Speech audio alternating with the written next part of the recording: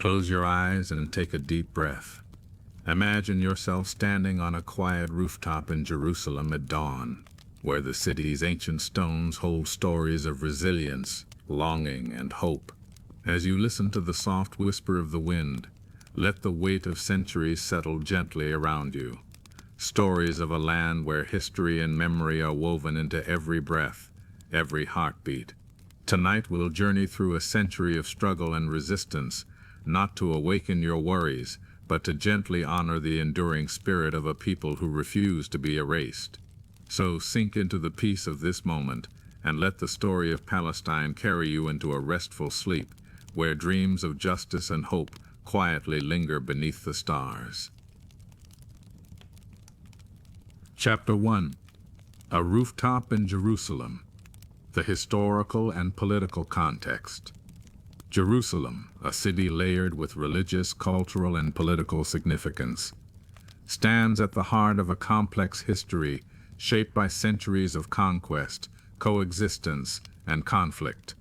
As the administrative center in Ottoman Palestine until the early 20th century, the city represented a mosaic of communities, Muslim, Christian, and Jewish populations living under Ottoman rule, with Arabic as the dominant language and local traditions deeply rooted in the social fabric. The population was predominantly Palestinian Arab, organized along ethno-religious lines, with an economy based largely on agriculture, trade, and pilgrimage-related activities. The late 19th century marked a turning point as external forces began to shape the trajectory of Palestine. The rise of European colonial ambitions coincided with the emergence of modern nationalist movements.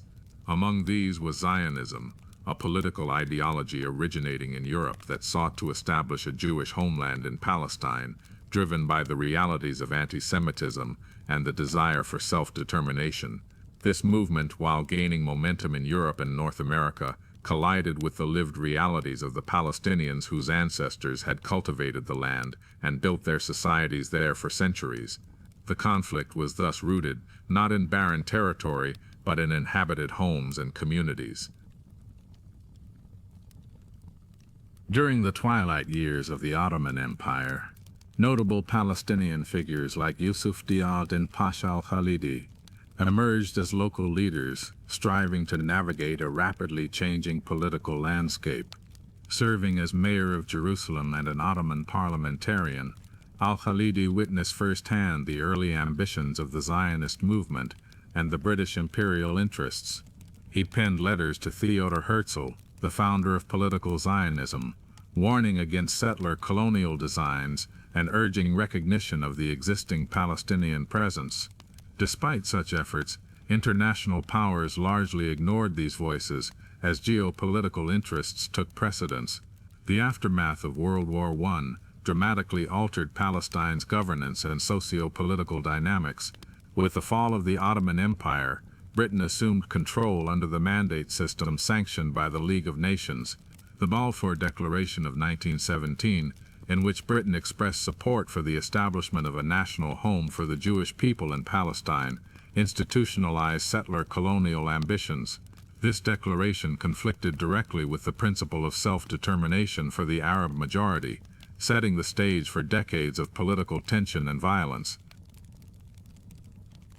Economically, British policies favored Jewish immigration and investment, accelerating land purchases by Zionist organizations. This caused significant displacement of Palestinian tenant farmers and landowners, disrupting traditional agricultural livelihoods and contributing to growing socioeconomic stratification within the indigenous population.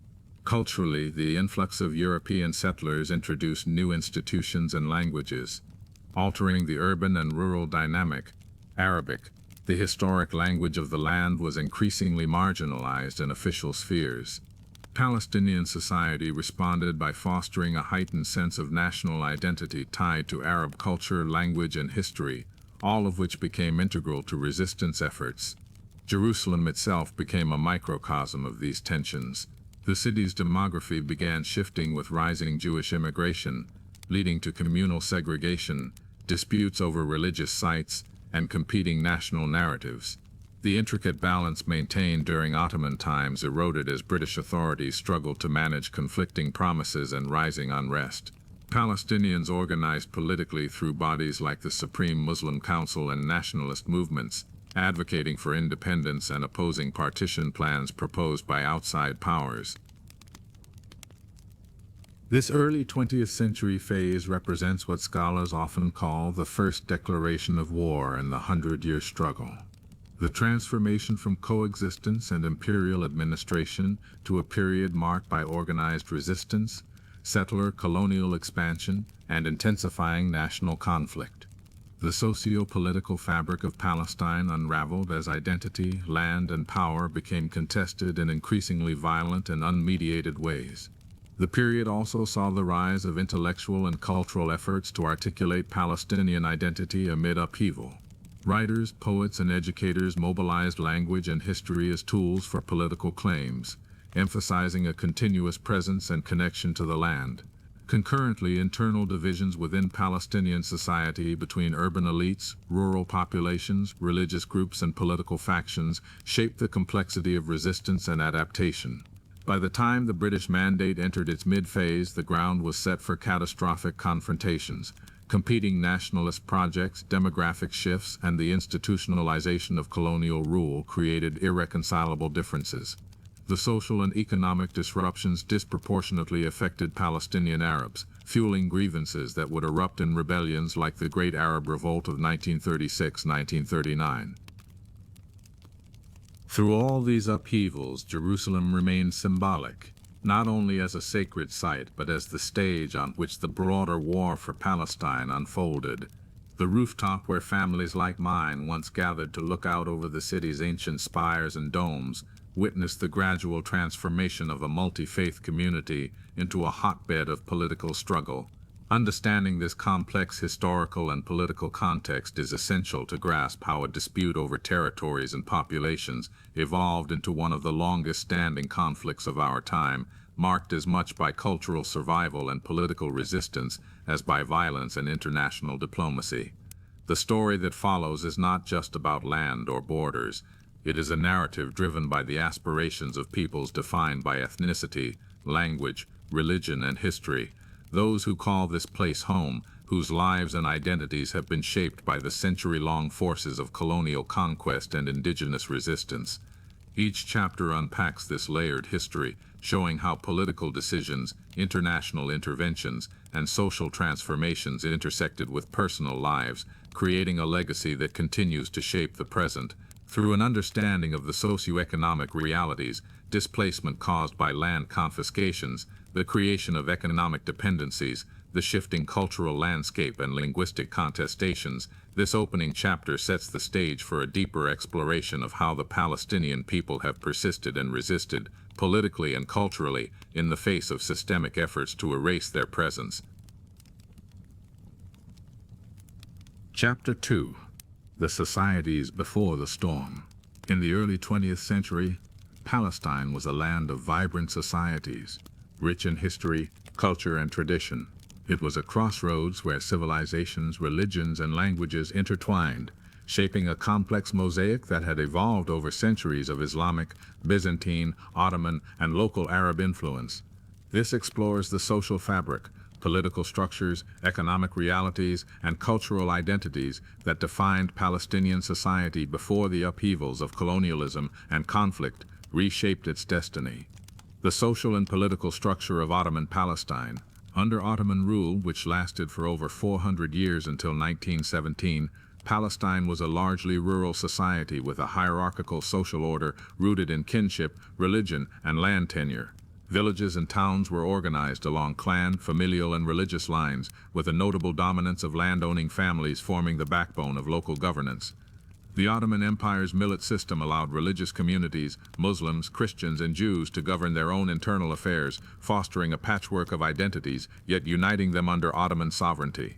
Politically, Palestine had a relatively decentralized administration. Local notables, religious leaders, and Ottoman officials shared power with the Ottoman governor or mutasarrif acting as the central authority.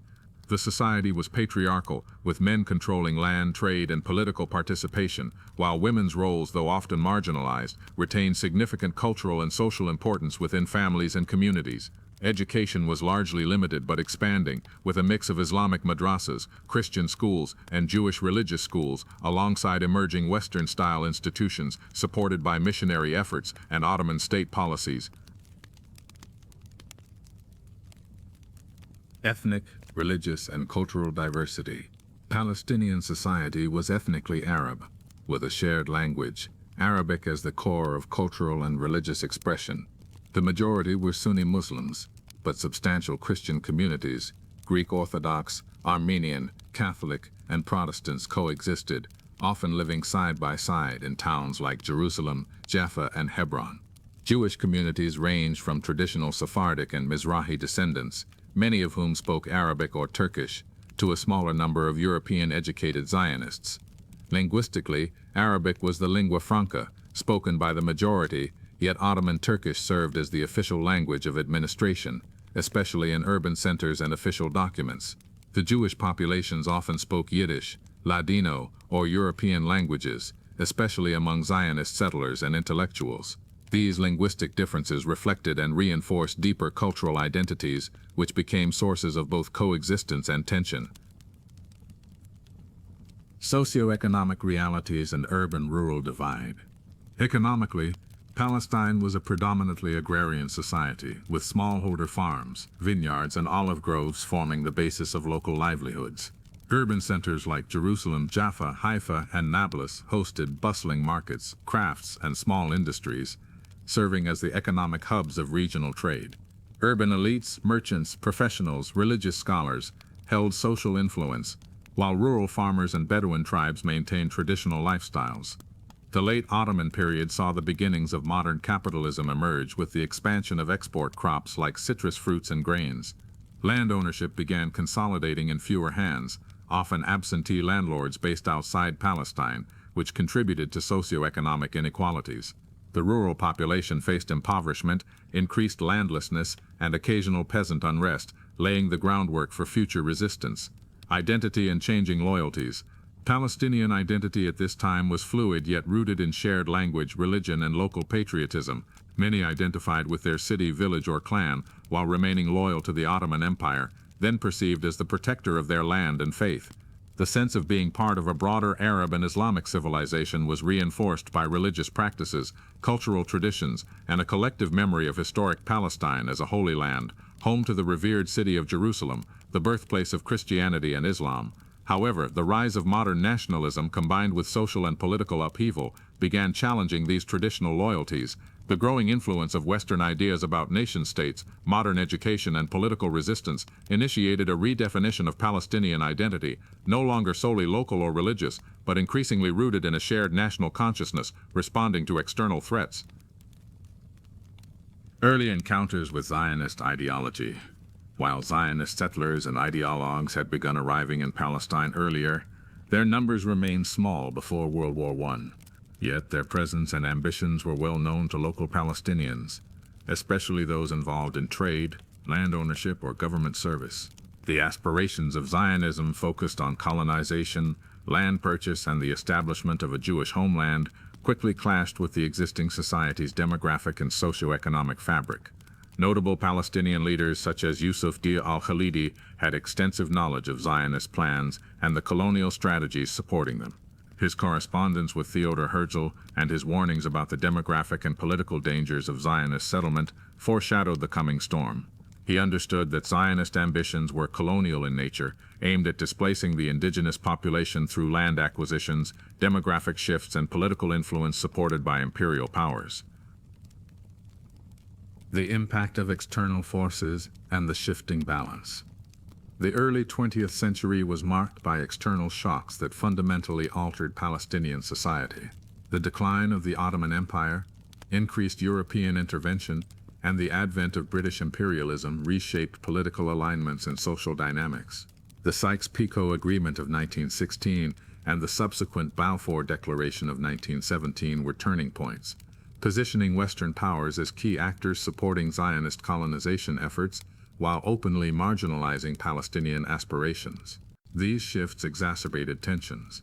Land purchases by foreign Zionist organizations, waves of Jewish immigration, and restrictions imposed by colonial authorities increasingly impoverished and displaced Palestinians. The socioeconomic disparity widened, especially as Jewish settlements gained access to capital, land, and political privileges, creating a growing divide that fueled anti-colonial resistance and a burgeoning national consciousness among Palestinians. A society at a crossroads. By the time the British Mandate was established in 1920, Palestinian society was a tapestry of diverse communities, intertwined yet increasingly strained by colonial policies and Zionist ambitions. The socio-economic fabric was fraying, and political loyalties were evolving from Ottoman allegiance to emerging notions of Arab nationalism. Culturally, Arabic language and Islamic traditions remained central, but new ideas about sovereignty, land, and identity were beginning to circulate, setting the stage for the profound conflicts to come. Understanding this societal foundation illuminates the depth of the challenge Palestinians faced as they resisted both external colonization and internal dislocation. The next chapters will explore how these tensions turned into organized resistance, uprisings, and revolutionary movements, each seeking to preserve their land, culture, and identity against overwhelming odds. Their story is not just of land and borders, but of a resilient people rooted in a complex, turbulent, yet profoundly enduring society. Chapter 3: Seeds of Discontent. The Rise of Zionism and Early Encounters. At the turn of the 20th century, Palestine was quietly becoming caught in the sweep of transformative global forces. The winds of empire and nationalism were reshaping the land and its peoples, setting the stage for one of the most profound conflicts in modern history. This chapter traces the emergence of Zionism, the modern Jewish nationalist movement aiming to establish a homeland in Palestine, and its early encounters with the indigenous Palestinian society. The Zionist movement originated in Europe as a response to centuries of Jewish persecution, discrimination, and violent pogroms that culminated in the rise of political anti-Semitism in the late 19th century. Advocates like Theodor Herzl articulated the dream of a sovereign Jewish state where Jews could live freely and safely. Herzl's pivotal 1896 book Der Judenstaat called for the establishment of such a state, ideally located in Palestine due to its deep religious and historical connections for Jews worldwide. However, Palestine was far from an empty land waiting to be claimed. It was home to a vibrant, predominantly Arab population, deeply rooted in the land, language, and culture, spanning centuries. Early Zionist settlers arriving in Palestine in small numbers in the 1880s and 1890s quickly encountered this reality. They lived alongside a mostly Arab population consisting of Muslims, Christians, and non-Zionist Jews who had long inhabited the region. Unlike the European Jewish immigrants, these indigenous communities spoke Arabic as their primary language and viewed themselves as part of the Arab cultural and Islamic world. The conflict between these visions became apparent early on. Yusuf Dia al-Din Pasha al-Khalidi, mayor of Jerusalem, Ottoman parliamentarian, and a cosmopolitan scholar deeply familiar with Jewish culture and European politics, was among the first Palestinian figures to recognize the challenge Zionism posed. In 1899, he wrote a thoughtful, dignified letter addressed to Theodor Herzl, expressing admiration for Jewish suffering and aspirations, but warning that Palestine was already inhabited and could not be colonized without grave consequences for its people. Al-Khalidi's letter stressed a fundamental reality that Zionism largely ignored or downplayed. Palestine was home to an indigenous population that would not easily accept their own displacement. He advocated for Palestine to be left intact and peaceful coexistence to be fostered between communities, recognizing Jewish historical ties while defending Palestinian rights. Herzl's response letter, however, revealed a dismissive and colonial mindset. He ignored the existence and rights of Palestinians, rationalizing that Jewish immigration and colonization would benefit all inhabitants economically and socially. Herzl's diary entries later uncovered a harsher reality: the intention to expropriate gently Palestinian lands and spirit the penniless population away, reflecting a colonial settler logic that sought to replace one people with another. His vision was not simply of coexistence but of dominance, supported by political and financial power networks in Europe and beyond. This ideological divide widened as Zionist organizations mobilized resources to purchase land and build settlements, primarily through agencies like the Jewish Colonization Association and later the Palestine Jewish Colonization Association. Their strategy combined economic investment with demographic expansion, backed increasingly by imperial powers, particularly Britain, which saw the promise of a loyal settler population in the Middle East. Palestinian society, meanwhile, was undergoing profound social and economic changes. Ottoman rule waned, traditional agrarian economies shifted, and new classes and political ideas emerged. But the effect of Zionist land purchases and immigration was felt immediately and deeply. Many Palestinian peasants and tenant farmers faced eviction and loss of livelihood as large tracts of land transferred to Zionist control. Urban elites and emerging political figures began organizing to resist these developments, seeking to articulate a national consciousness rooted in rights to land, self-determination, and cultural identity. Newspapers like Philistine voiced growing opposition, promoting Arab nationalist ideas and warning of the dangers posed by Zionist settlement. The early 20th century was thus a period of fraying peace and mounting tensions. Palestinian awareness of Zionist ambitions grew, and with it a sense of urgency and resistance.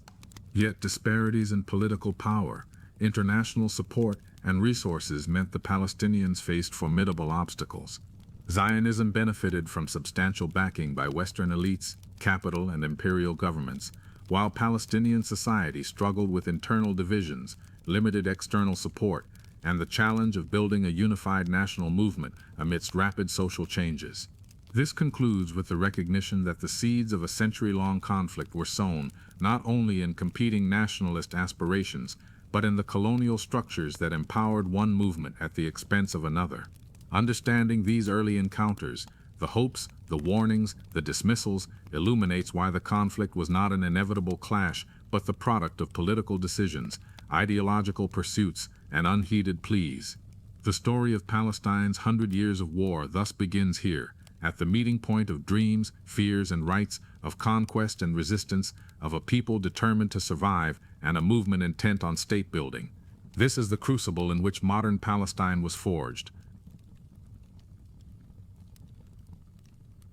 Chapter 4. Colliding Visions. Yusuf Dia al-Khalidi, Herzl, and the Limits of Compromise. The early decades of the 20th century revealed a clashing world of ideas and ambitions about Palestine's future, embodied in two figures whose visions could hardly have been more different: Yusuf Dia al-Din Pasha al-Khalidi, a distinguished Palestinian Ottoman official and scholar, and Theodor Herzl, the Austrian founder of political Zionism. Yusuf Dia al-Khalidi was no ordinary man. Born into a prominent Jerusalemite family deeply rooted in Islamic scholarship and legal authority, Yusuf Dia was educated both in traditional Islamic studies and in modern Western institutions. His extensive experience, ranging from mayor of Jerusalem to Ottoman parliamentarian and consular posts, afforded him a broad perspective on the political challenges facing Palestine and the Ottoman Empire at large. Fluent in multiple European languages and knowledgeable about religious and political currents, he was deeply aware of European anti-Semitism and the rise of Zionist thought. Theodor Herzl, by contrast, was a visionary leading a burgeoning movement, advocating for a Jewish homeland largely based in European political and cultural contexts. His 1896 work, Der Judenstaat, laid out the ideological foundation for modern Zionism, arguing that Jewish survival required a sovereign state. The early Zionist congresses in Basel formalized these aims. Herzl's 1898 visit to Palestine, timed with that of the German Kaiser Wilhelm II, was largely a symbolic gesture inaugurating Zionism's intentions for colonization. In 1899, Yusuf Dia al-Khalidi addressed Herzl directly through a letter delivered via the French chief rabbi, expressing both admiration and grave concerns. He recognized the Jewish people's historical ties to Palestine and their suffering, but warned that Palestine was already inhabited by an indigenous population who would never peacefully accept being displaced. His letter appealed for consideration of the local realities, emphasizing that the well-being of all peoples depended on reconciliation and mutual respect. Herzl's reply was starkly dismissive. He politely ignored the crucial assertion that Palestine was inhabited, and treated the indigenous population as insignificant obstacles to Zionist goals. Herzl's writings and diaries reveal a far more troubling posture, a colonial settler mindset advocating for the gentle expropriation of land and spiriting away the penniless population.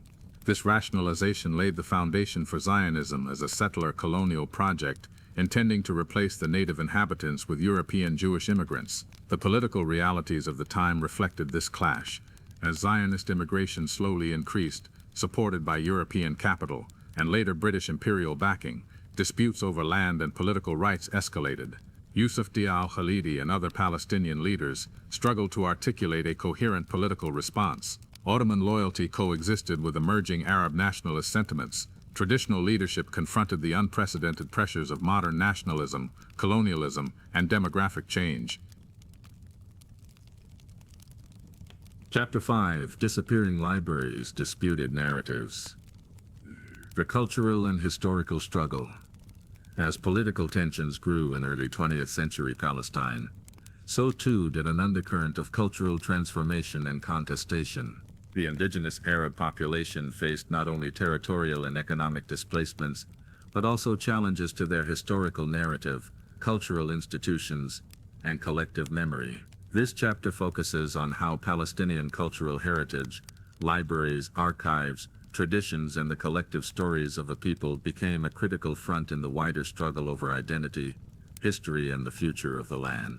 Palestinian society had been deeply rooted in a rich cultural tradition, preserved through family archives, religious schools, literary societies, and private libraries. These institutions served not only as preservers of knowledge, but as essential markers of identity and resistance over centuries of foreign rule and changing regimes. Among such repositories, the Khalidi Library in Jerusalem, founded in the 19th century, stood as a beacon of Palestinian heritage, containing manuscripts, rare books, and documents that chronicled local history, law, religion, and society. The preservation of Arabic language scholarship and oral histories fostered a sense of continuity and belonging that transcended political upheavals.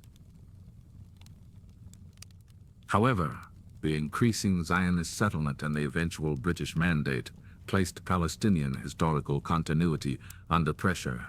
Zionist narratives often framed Palestine as a land without people, ignoring or actively erasing the indigenous Palestinian presence. This denial extended beyond political claims to cultural and historical dimensions, minimizing or misrepresenting Palestinian contributions to the region's history. The cultural displacement was not accidental but part of a wider colonial logic, aiming to legitimize settler claims while undermining native rights. Libraries, archives, and cultural institutions became contested spaces. The gradual disappearance or relocation of Palestinian archival materials, whether through confiscation, neglect, or destruction, signified deeper threats to the survival of Palestinian identity. Informal networks sought to safeguard these collections, often at great personal risk, recognizing that memory itself was an essential form of resistance. Writers, poets, and intellectuals increasingly mobilized culture to challenge colonial erasure, crafting narratives that reconnected Palestinians with their land, language, and history. This also explores the power of storytelling and literature to counteract official histories imposed by colonial and settler narratives. Through poetry, journalism, and prose, Palestinian artists articulated the lived realities of dispossession and resilience. Their work became a source of solidarity within refugee communities and across the diaspora, reinforcing a collective sense of nationhood despite geographical dispersal. The strategic use of culture to assert identity highlighted the vital importance of historical memory in nationalist struggles worldwide. For Palestinians, safeguarding cultural heritage was not simply an academic endeavor, but a living fight to maintain connection to a homeland under siege. This story is intertwined with broader debates about decolonization, rights to history, and the politics of memory, revealing how colonialism attempts to govern not just land but the past itself. In the face of attempts to erase or rewrite history, Palestinian culture, embodied in libraries like the Khalidi, in poetry and journalism, and in family legacies, remained a foundation of resistance. This cultural resilience challenges dominant narratives and insists on recognition, hope, and justice. Chapter 6: The First Declaration of War. Mandate and Resistance. The years following World War I marked a turning point for Palestine and its people. With the collapse of the Ottoman Empire, the British assumed control under the Mandate system established by the League of Nations. The 1917 Balfour Declaration, in which Britain publicly supported the establishment of a national home for the Jewish people in Palestine, tipped the scales decisively in favor of Zionist settlement ambitions. This period represents the first major phase of organized conflict between settler colonialism and indigenous resistance, what Rashid Khalidi calls the first declaration of war. The British Mandate imposed an imperial administration over a land already deeply divided by competing national aspirations. Palestinians, who comprised approximately 90% of the population at the time, were governed without real sovereignty and faced growing demographic, political, and economic pressures. The Mandate government facilitated Jewish immigration, consolidated land sales to Zionist organizations, and erected administrative structures that favored the settler project. Palestinian society reacted with a mixture of political organization, cultural assertion, and armed rebellion. The rich social fabric, as described in previous chapters, was put under stress as rural peasants, small landowners, urban professionals, and religious leaders collectively resisted disenfranchisement and displacement. The Palestinian nationalist movement sought to challenge British policies through petitions, public demonstrations, newspapers like Philistine, and participation in emerging Arab nationalist leagues. One of the earliest and most significant forms of resistance was the 1920 Nebi Musa riots, a violent outburst framed as a reaction to Zionist provocation and British repression. These riots heralded decades of escalating confrontation. The growing disparity in land ownership and political inclusion became a source of grievance shared across religious and social lines. Palestinian leadership struggled with internal divisions between conservatives advocating negotiation and radicals pushing for more direct action, but united broadly in opposing the Mandate's dual promises to Zionism and inconsistent guarantees to the Arab majority. By 1936, widespread discontent coalesced into the Great Arab Revolt, which lasted until 1939. This was a mass uprising involving general strikes, guerrilla warfare, and attacks against British forces and Jewish settlements. The revolt exposed the limits of British colonial control and the depth of Palestinian resistance. While the British suppressed the revolt with significant military force, imprisoning, executing, and exiling thousands, the political demands of Palestinian nationalism gained unprecedented visibility on the international stage. The suppression of the revolt, however, had lasting consequences. The British government issued the 1939 White Paper, signaling a temporary halt to Jewish immigration and a proposed independent Palestine governed jointly by Arabs and Jews. Yet the outbreak of World War II and the Holocaust altered the political realities drastically as Jewish refugees desperately sought safety from genocide. The door for mass Jewish immigration reopened despite Palestinian opposition, further intensifying conflict.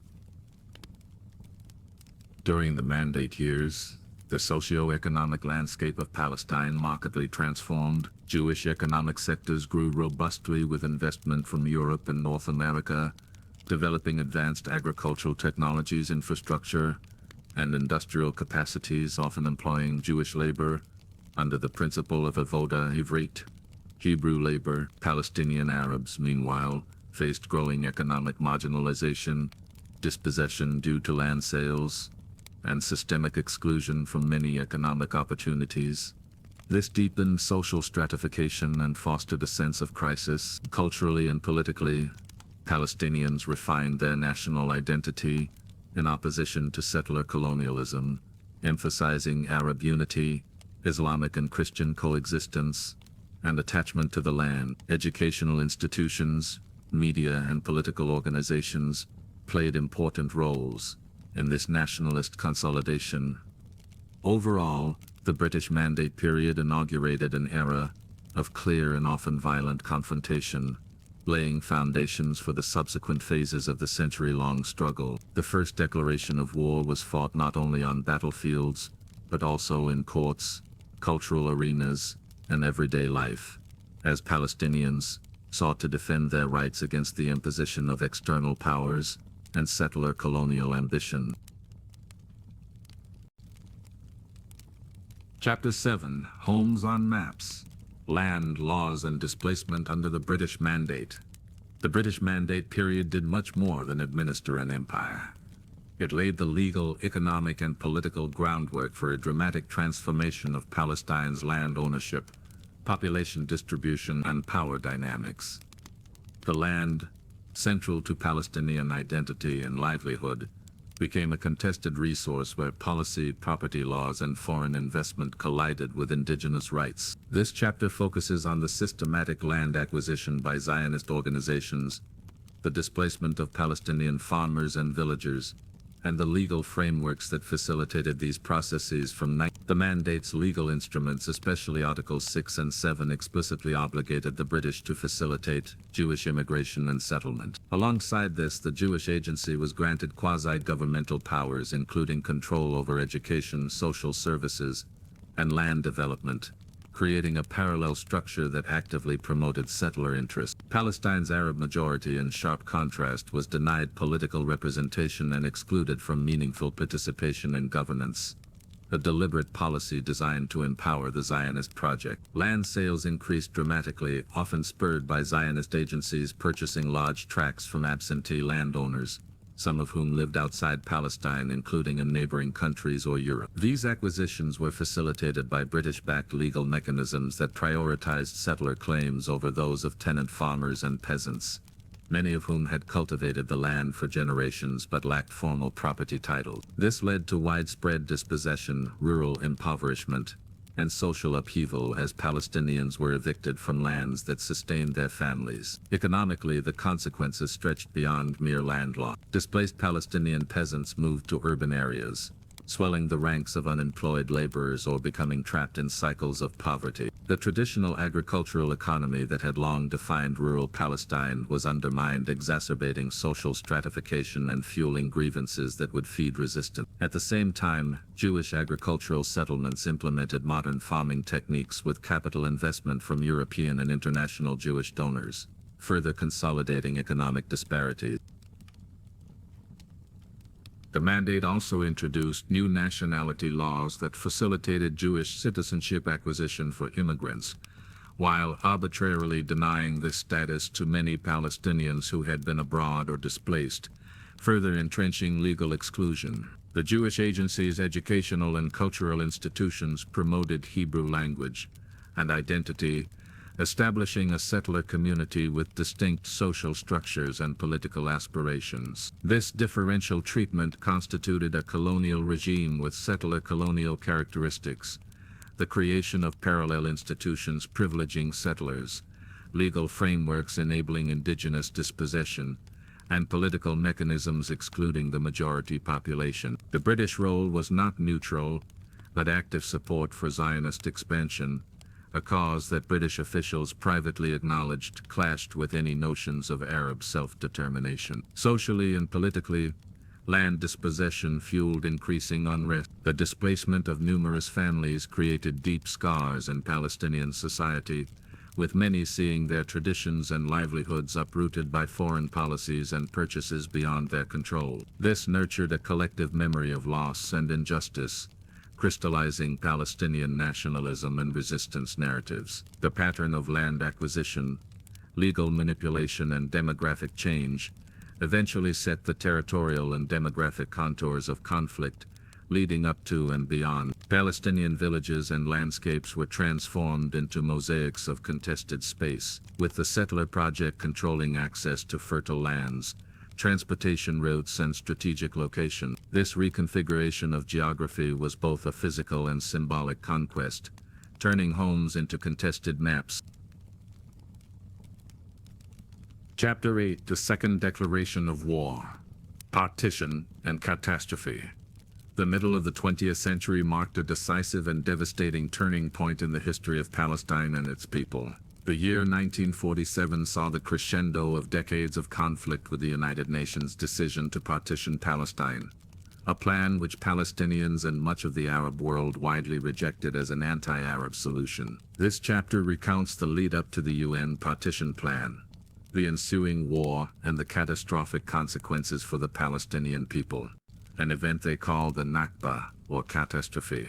The years following World War II were marked by significant geopolitical shifts. The British, weary of managing the increasingly violent conflict between Jewish settlers and the Arab majority, deferred the problem of Palestine to the newly formed United Nations. In November 1947, the UN General Assembly voted to partition Palestine into two states, a large Jewish state and a smaller Arab state, while designating Jerusalem as an international zone. The plan allocated about 56% of the land to the Jewish population, then a minority in terms of population, and approximately 43% to the Arabs. The Palestinians saw this division as grossly unjust, particularly as the majority Arab population was offered a smaller and fragmented territory. The decision was branded as a second declaration of war against Palestine, negating self-determination and ignoring the indigenous people's rights.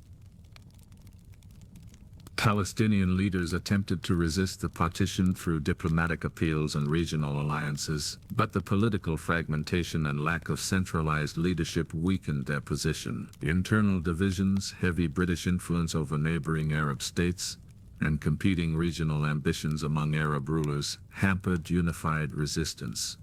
Violence erupted almost immediately after the UN resolution. Jewish paramilitary forces, including the Haganah, Irgun, and Lahai, launched coordinated campaigns to expand territorial control. In response, Palestinian Arab fighters, often militias or irregular groups, attempted to defend towns and villages but were poorly armed and organized relative to their Zionist opponents. One of the early and most brutal episodes was the massacre at Deir Yassin in April 1948, where over 100 villages, many women, children, and the elderly were killed. The event instilled terror among the Palestinian population, accelerating mass displacement through fear and violence. By the time Israel declared independence on May 15, 1948, approximately 80% of the Palestinian Arab population in the designated Jewish state zones had been uprooted. Over 700,000 Palestinians became refugees, many fleeing to neighboring countries or other parts of Palestine. Their homes and lands were systematically confiscated or destroyed,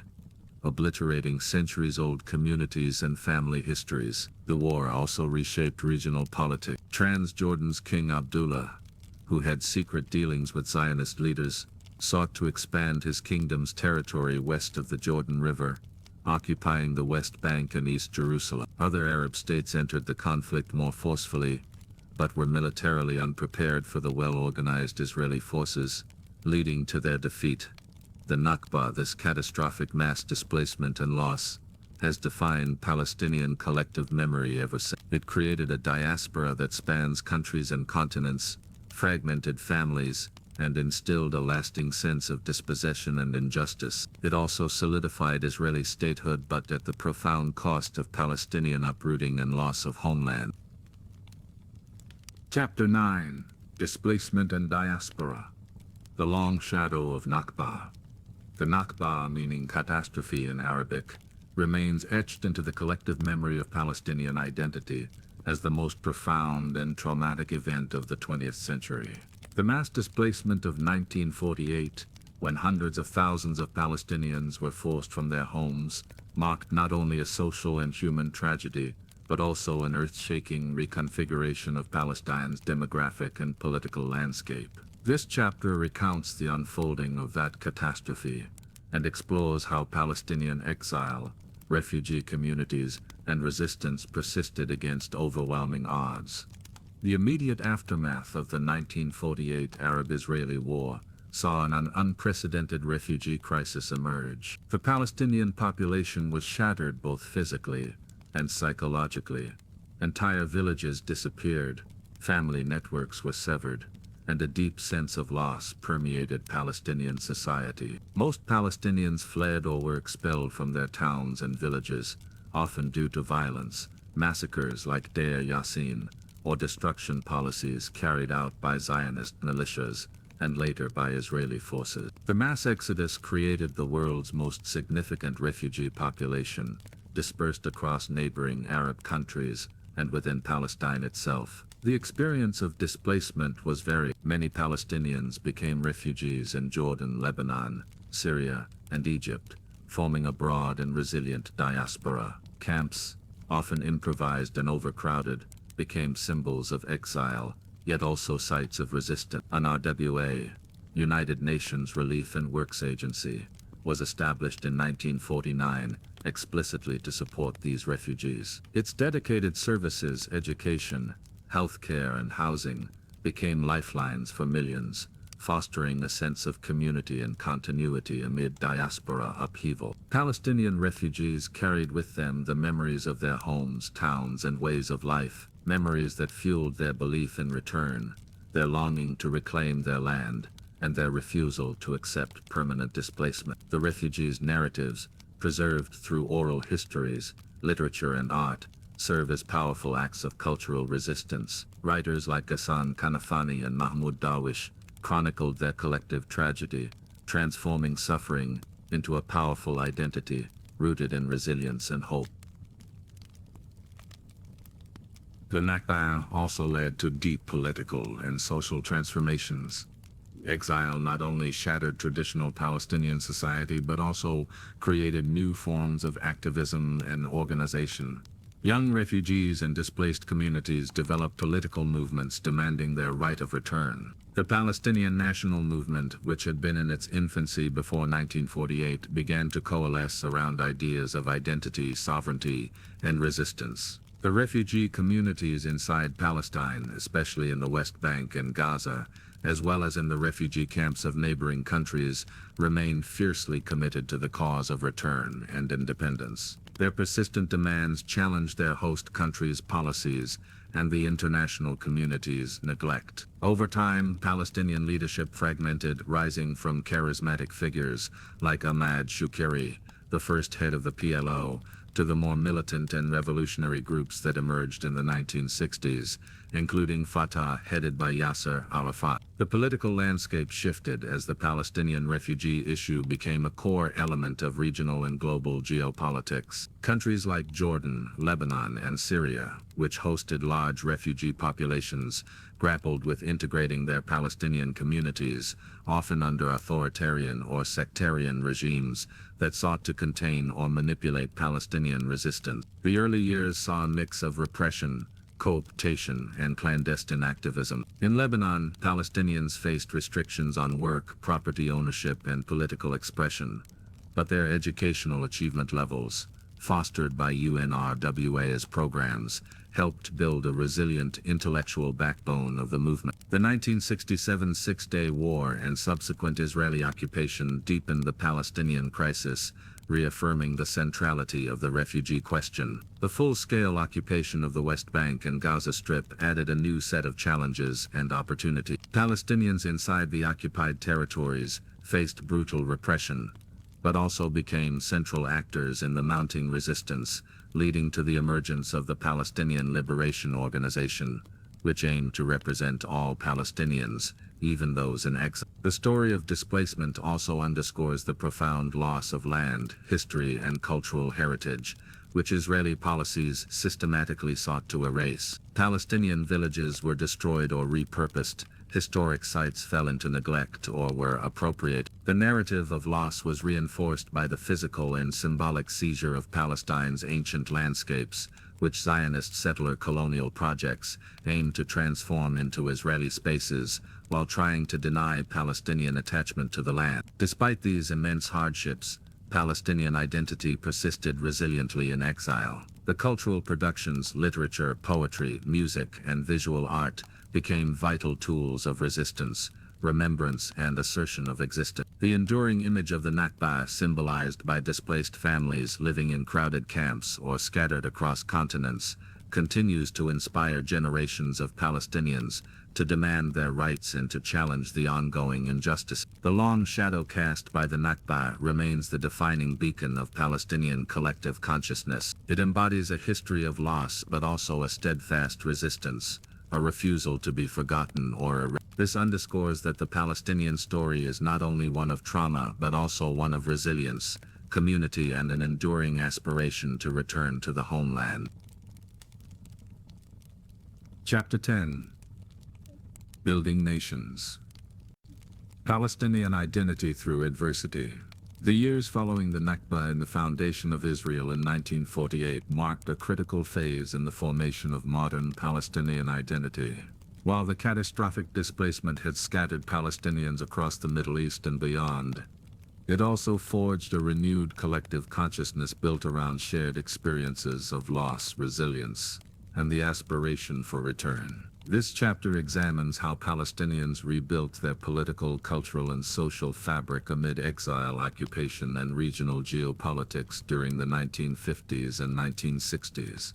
The immediate aftermath of the 1948 war shattered Palestinian society's existing structures. The displacement uprooted families from their ancestral villages and cities, destroying traditional economic bases and social hierarchies. The former political elite lost much of their power, and new forms of leadership and communal organization began to emerge, often shaped by the exigencies of refugee life. Camps in Lebanon, Jordan, Syria, Gaza, and the West Bank became centers of community life and political mobilization. These were simultaneously places of hardship, resilience, memory preservation, and political activism. The fragmentation of the Palestinian population, scattered under various governments and often marginalized within host societies, did not diminish the development of national consciousness. On the contrary, it sharpened the sense of shared identity and common purpose. The emergence of the Palestinian Liberation Organization (PLO) in 1964 symbolized a turning point, unifying different factions and constituencies under the banner of national liberation. The PLO sought to represent and coordinate Palestinian resistance, cultural expression, and international diplomacy.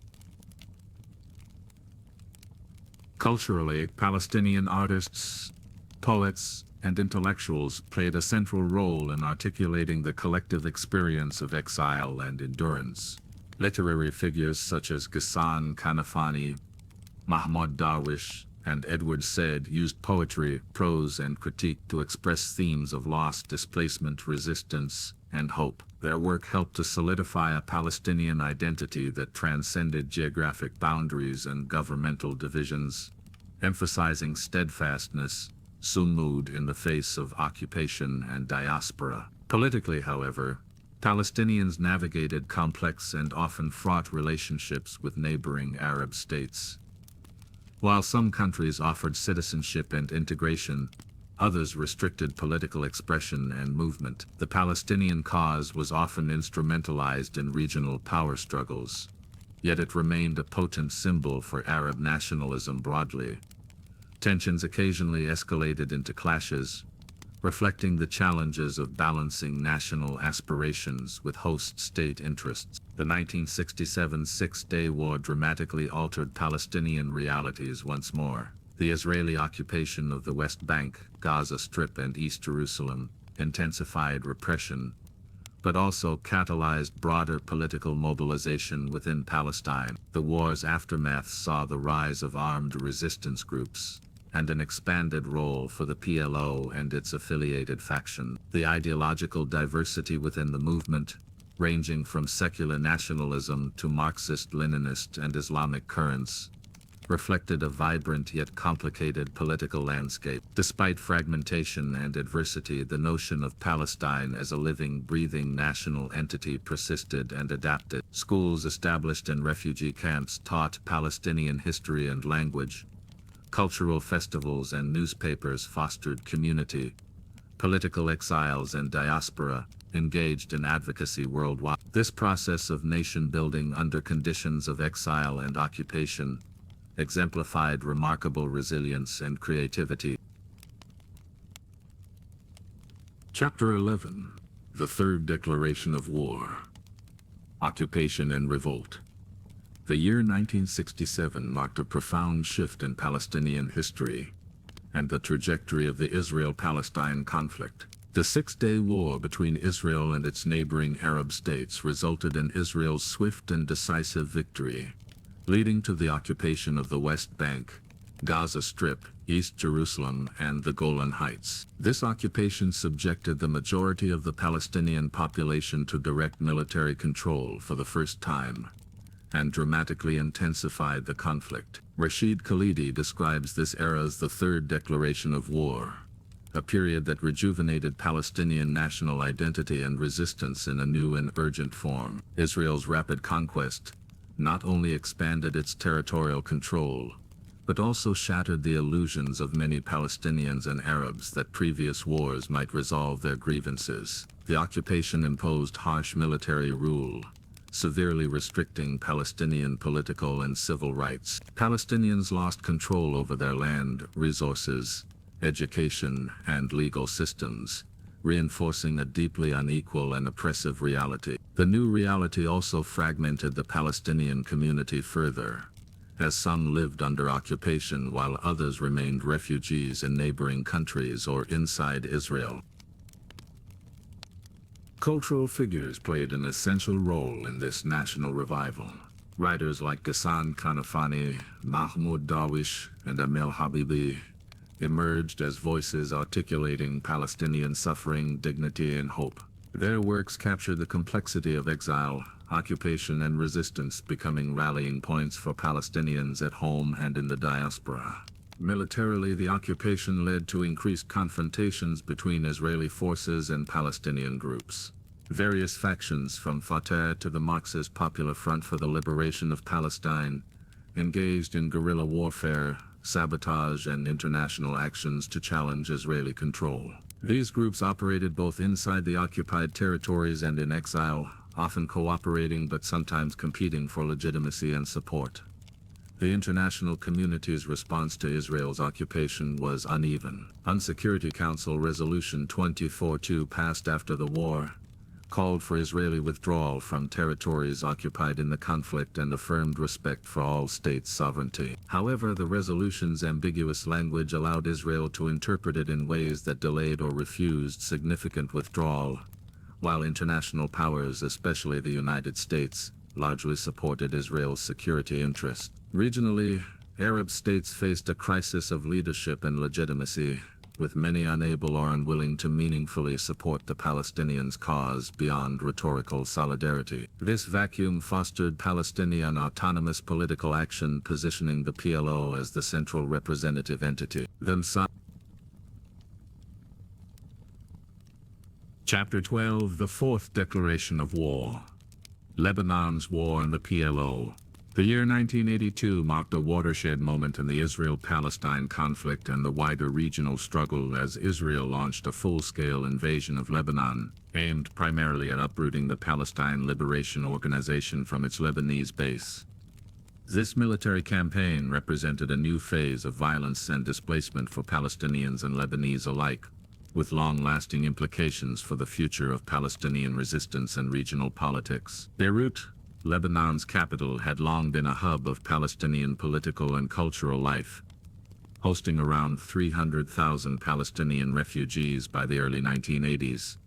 The city's West Beirut neighborhoods and refugee camps were vital centers for the PLO's political, military, and media infrastructure. However, by mid-1982, the Israeli government, under Prime Minister Menachem Begin and Defense Minister Ariel Sharon, perceiving the PLO as a significant threat to its security and territorial ambitions, planned a large-scale offensive with the backing of the United States. On June 4, 1982, Israeli warplanes began a heavy bombardment of Beirut's western suburbs, signaling the start of the invasion. The assault involved massive aerial bombings, artillery shelling, and a ground offensive of over 120,000 troops targeting PLO positions and their Lebanese allies. The siege of Beirut lasted for 10 weeks, causing widespread destruction, civilian casualties, and profound humanitarian crises. Entire neighborhoods were leveled, and infrastructure crumbled under relentless attack. The invasion was part of a broader Israeli strategy to weaken Palestinian nationalism by displacing the PLO leadership and dismantling its capabilities. Israeli forces also backed Lebanese Christian Maronite militias, particularly the Phalangists,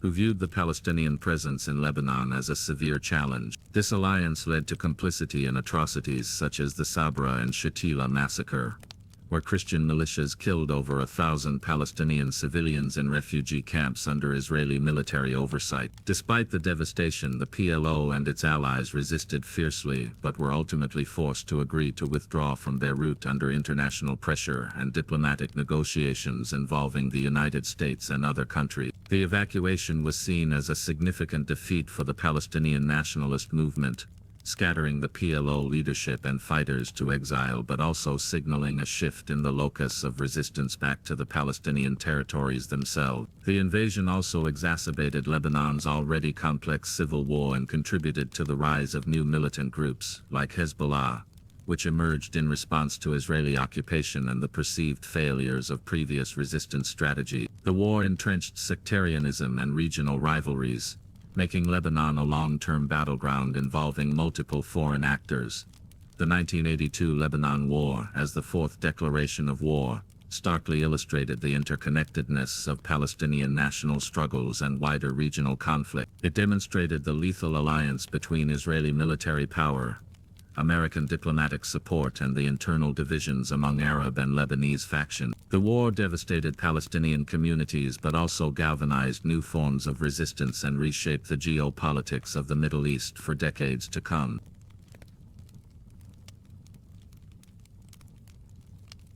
Chapter 13. The Fifth Declaration of War. Intifada and Oslo Dreams, 1987. 1995. The late 20th century ushered in a new phase in the Palestinian struggle with the eruption of the First Intifada and a widespread grassroots uprising against Israeli occupation in the West Bank and Gaza Strip. This chapter explores the origins, dynamics, and consequences of the Intifada, as well as the political developments culminating in the Oslo Accords, which raised hopes for peace, while ultimately revealing deep complexities and challenges. The First Intifada was a spontaneous, largely nonviolent resistance movement, fueled by frustration over decades of Israeli military occupation, settlement expansion, and socio-economic hardship. It began in the Jabalia refugee camp in Gaza, and quickly spread throughout the occupied territory. Palestinians from all walks of life, urban and rural, young and old, men and women, took part in demonstrations, strikes, boycotts, and civil disobedience. This unified resistance posed a significant challenge to Israeli control and international perceptions of the conflict. Unlike earlier armed struggles led by the PLO from exile, the Intifada was marked by its grassroots nature and broad support. Youths armed with stones became symbols of defiance against the heavily armed Israeli military forces. The uprising's widespread participation and relative restraint in violence garnered international sympathy and brought renewed attention to the Palestinian cause. The Israeli military response was severe, with harsh crackdowns, arrests, curfews, and use of live fire, rubber bullets, and tear gas against protesters. Human rights organizations documented abuses, amplifying Palestinian narratives of oppression globally. The casualty figures were high, with thousands of Palestinians killed and injured, many of them minors. Amid this turmoil, Palestinian political leadership faced challenges. The PLO, based in Tunis after expulsion from Lebanon, sought to assert control over the movement while navigating complex regional and international dynamics. The Intifada created new leadership structures within the territories, empowering local activists and civil society groups, while complicating traditional hierarchies. The uprising also changed Israeli society's dynamics, provoking debates about occupation and security policy. Leaders like Yitzhak Rabin recognized the untenability of military repression and saw the need for political solutions. However, factions within Israel favored continuing hardline approaches, deepening societal divisions. Internationally, the Intifada catalyzed diplomatic efforts. The United States and other powers pushed for negotiations that would eventually lead to the Oslo Accords, initiated clandestinely in the early 1990s between Israeli and PLO representatives. Oslo embodied a breakthrough, mutual recognition between Israel and the PLO, and the promise of a negotiated settlement based on a two-state framework. The Accords, signed in 1993 in Washington, raised hopes for ending the conflict and establishing Palestinian self-rule in parts of the territories. Yet Oslo also revealed deep unresolved issues: borders, Jerusalem, refugees, security, and settlements remained contentious. Skepticism grew amid continuing violence, settlement expansion, and political assassinations.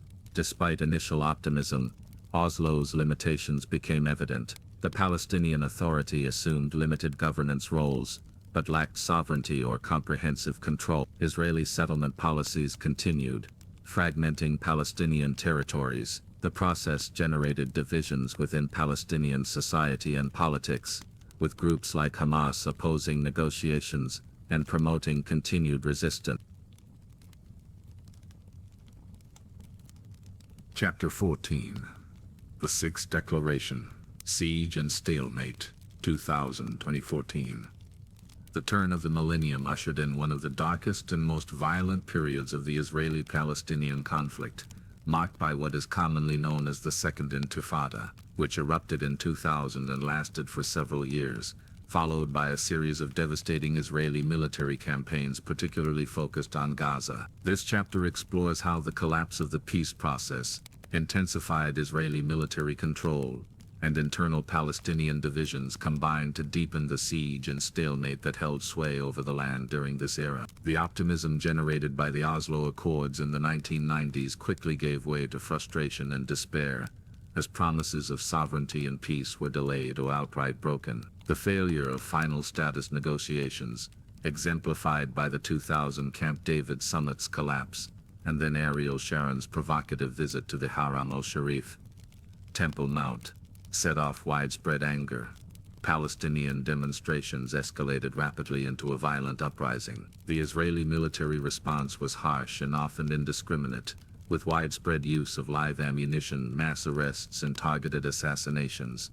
The violence of the Second Intifada dwarfed that of the first. Thousands of Palestinians and Israelis lost their lives, and the conflict expanded into more lethal tactics, including suicide bombings by Palestinian militant groups and heavy military assaults by Israel. The fabric of daily life in the occupied territories was devastated. Cities and towns faced curfews, checkpoints multiplied, and the Palestinian economy collapsed under siege conditions. Movement restrictions, walls, checkpoints, and forbidden roads further fragmented Palestinian territories, undermining social cohesion and economic stability. One of the most emblematic features of this era was the growing Israeli military and administrative control of the West Bank, accompanied by the building of the separation barrier. While Israel argued this was necessary for its security, Palestinians viewed it as a land-grabbing and further colonization tool that severed communities, restricted access to farmland, and isolated neighborhoods.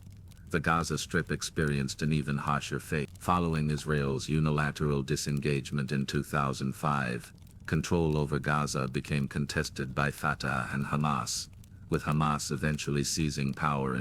Israel and Egypt imposed a severe blockade, restricting movement of people, goods, and resources. The blockade, combined with recurrent Israeli military offensives in 2008, 2009, 20, Gaza became one of the most densely populated and hardest to live places on Earth, where poverty, unemployment, and trauma are constant realities. The relationship between the Palestinian Authority and the West Bank and Israel became increasingly fraught. The PA's limited administrative authority and security cooperation with Israel alienated many Palestinians, who viewed the PA as complicit in maintaining occupation. At the same time, internal Palestinian political splits between Fatah and Hamas deepened, weakening overall resistance efforts and political unity. International efforts at peace made little progress. U.S. administrations fluctuated between engagement and indifference, often failing to alter the status quo. International law and human rights concerns were raised repeatedly, but enforcement mechanisms remained absent or ineffective, leading many Palestinians to feel abandoned by the world. The Sixth Declaration of War, therefore, is characterized by siege, fragmentation, and stalemate. It reflects deep structural inequality, military occupation, and political paralysis, profoundly affecting every aspect of Palestinian life, while further entrenching Israeli control. The period was marked by tragic loss and suffering, but also by ongoing Palestinian creativity, resilience, and determination. Chapter 15. Colonialism Rebranded. Settler Logic in the Modern Era. The ongoing Israeli-Palestinian conflict, while shaped by national aspirations and religious significance, is deeply rooted in the enduring dynamics of settler colonialism. This chapter examines how the original settler colonial project launched in the late 19th and early 20th centuries, continues to define Israeli policies and practices today, albeit under new guises and strategies adapted to contemporary political and international realities. Settler colonialism, unlike other forms of colonialism, aims at the permanent replacement of an indigenous population with a new society of settlers. In the case of Palestine, this meant uprooting and displacing the Palestinian Arab population to establish a Jewish state with exclusive control over land and resources. Early Zionist leaders articulated explicitly that for a Jewish state to succeed, the indigenous Palestinian population would have to be removed, marginalized, or subjugated. Despite evolving international norms and geopolitical pressures, Israeli state policies have largely continued to reflect this underlying logic. The expansion of settlements in the occupied West Bank and East Jerusalem demonstrates the systematic colonization of Palestinian land and fragmentation of Palestinian community. Government-backed settlement enterprises often receive substantial financial, legal, and military support, facilitating demographic shifts in favor of Jewish settlers. Moreover, laws and practices have institutionalized unequal rights and privileges. Palestinian residents of the occupied territories live under a military regime without the full rights enjoyed by Israeli settlers who possess citizenship and political participation. This dual legal system starkly reflects the colonial structure of dominance and exclusion. Additionally, inside Israel, over 20% of the population that is Palestinian faces persistent discrimination in land allocation, housing, and political representation. The settler narrative has adapted over time to employ legal and economic instruments, such as zoning, land registration, home demolitions, and administrative detentions, to dispossess Palestinians and consolidate control. These policies have been justified by security concerns, historical and religious claims, and demographic fears, but at their core they serve the colonial goal of controlling territory and marginalizing native inhabitants. Internationally, Israel has invested heavily in shaping perceptions and narratives. The framing of the state as a peaceful democracy under threat rather than a colonial power has been central to securing global support, especially from the United States and Europe. Meanwhile, Palestinian claims are often dismissed as security threats or delegitimized through denial of nationhood and historical connection. Yet resistance persists. Palestinians continue to challenge settler colonialism through political activism, legal battles, cultural expression, and sometimes armed struggle. The growing visibility of the settler nature of Israeli policies among global audiences has fueled international solidarity movements and calls for decolonization and justice. Chapter 16. Voices of Resistance, Culture, Memory, and Survival. Amid a century of dispossession, war, and occupation, Palestinian culture has been a powerful form of resistance and a critical mechanism for preserving identity and memory. This chapter explores how art, literature, music, and oral traditions have sustained the Palestinian people, offering hope, resilience, and a voice in the face of ongoing attempts at erasure. Palestinian culture today is marked by a rich tapestry of expression that emerges from the collective experience of exile and occupation. Poets like Mahmoud Darwish and Ghassan Kanafani have been central figures, known not only for their literary talents, but for defining modern Palestinian identity through their words. Darwish's poetry evokes the pain of displacement and the magic of the homeland, weaving memory and loss with a profound longing for justice. Kanafani's writings, often tied to political struggle, emphasize the need for steadfastness, samud, and the right to return, inspiring generations. Music and dance, particularly the dabki, play crucial roles in community gatherings, celebrations, and demonstrations. These traditions serve as living links to ancestral lands and shared heritage, reinforcing unity despite fragmentation. Palestinian artists and filmmakers document the realities of daily life, resistance, and hope, countering prevailing narratives that deny Palestinian existence or paint the conflict in dehumanizing terms. The preservation of memory is also embodied in the efforts to safeguard historical sites, archives, and family histories despite displacement and destruction. Institutions like the Khalidi Library and the Institute for Palestine Studies collect and protect manuscripts, documents and testimonies that might otherwise be lost. These cultural repositories stand as testaments to Palestinian resilience and knowledge. Oral history has been essential, with stories passed down through generations, serving as an unbroken chain, connecting Palestinians to their roots. These narratives affirm identity, nurture collective consciousness, and document the injustices endured. Storytelling functions as a form of healing and empowerment,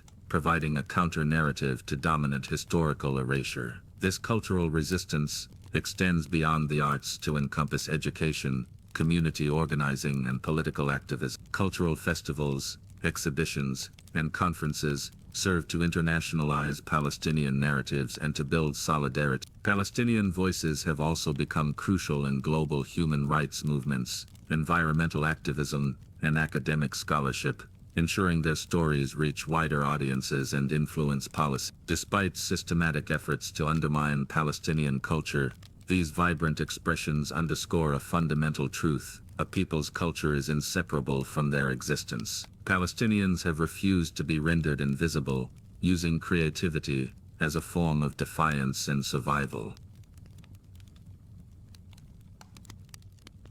The finale. A century's conclusion. Searching for justice and liberation. As the century-long conflict over Palestine reaches into the present day, the struggle for justice, recognition, and liberation remains unresolved yet alive, with enduring hope and relentless determination.